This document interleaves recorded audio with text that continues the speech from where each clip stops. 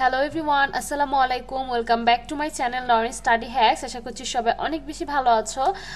অনেক দিন পর আবার তোমাদের মাঝে নতুন ভিডিও নিয়ে চলে আসলাম।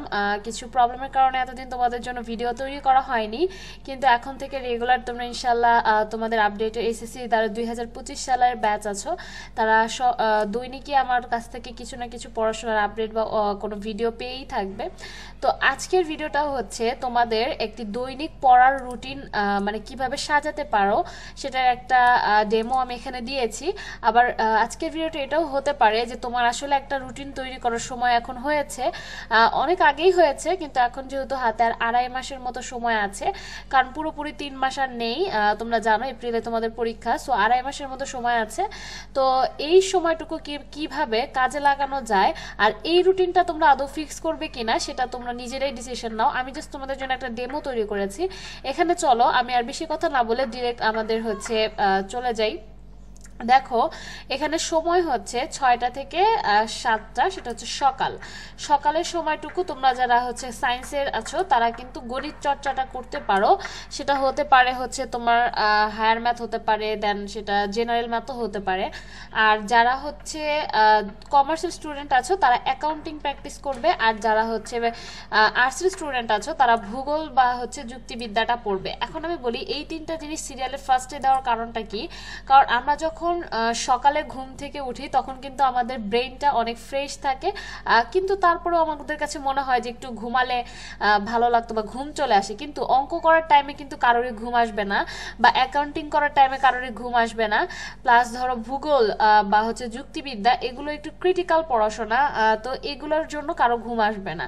তো এই জন্য 6টা থেকে 7টা সবচেয়ে কঠিন পড়াগুলো আমরা ফার্স্টে 1 ঘন্টা বা হচ্ছে 2 ঘন্টা 1.5 ঘন্টা করে পড়ে নিব আর কি। হ্যাঁ, তো এই জিনিসটা ফলো করতে পারো, এটা আমি অনেক করেছি যে ম্যাথ সলভ করতে নিলে ঘুমটা আসে না।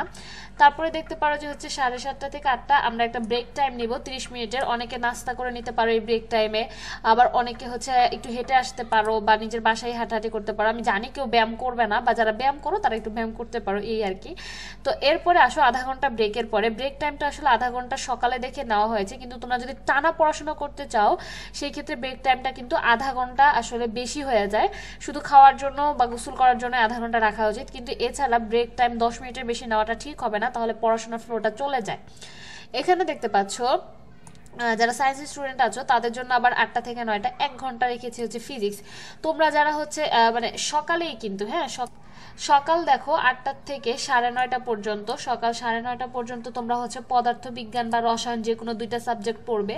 কারণ কি জানো, 1 ঘন্টা করে যদি তুমি সব সাবজেক্টে একটু একটু একটা চ্যাপ্টার করে 2টা করে অঙ্কও করো, তাহলে তোমার মধ্যে একটা মানে বোরিংনেসটা কাজ করবে না আর কি। হ্যাঁ, এই আর কি, এই জন্য এই রুটিনটা করা। আমাদের সব দিকেই খেয়াল রাখতে হবে যাতে আমাদের বোরিং না লাগে বা আমাদের ক্ষুধা না লাগে, এই সব কিছু ঠিক করে আমাদের মাইন্ডটাকে একটু ঘুরিয়ে ফিরিয়ে পড়াগুলো মানে শেষ করে ফেলতে হবে।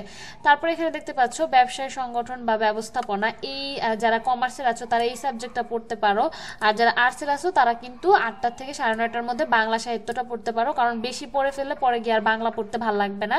এই জন্য বাংলাটা সেকেন্ডেই পড়ে ফেলবা যখন তোমার ঘুমটা খেটে যাবে আর কি।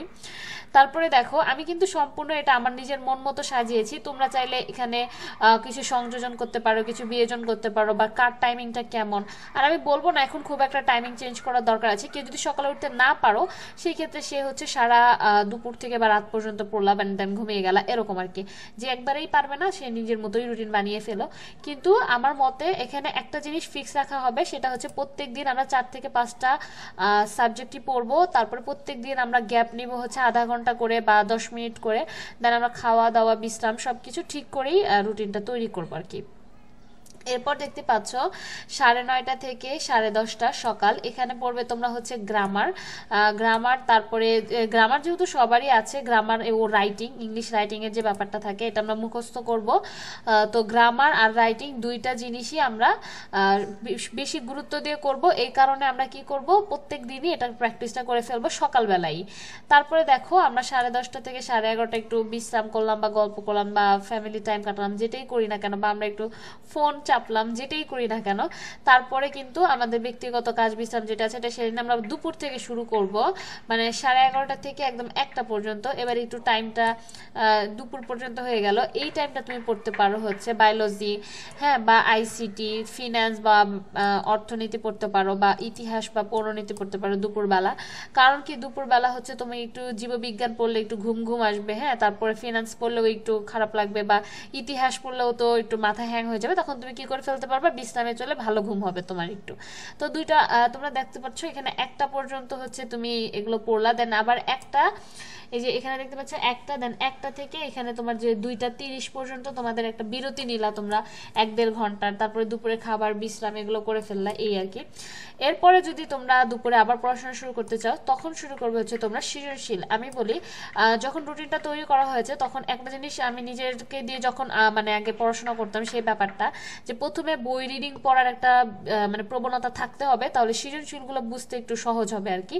তো সৃজনশীল চর্চার টাইমটা সম্পূর্ণ আলাদা রাখতে হবে, এমসিকিউ চর্চার টাইমটাও সম্পূর্ণ আলাদা রাখতে হবে।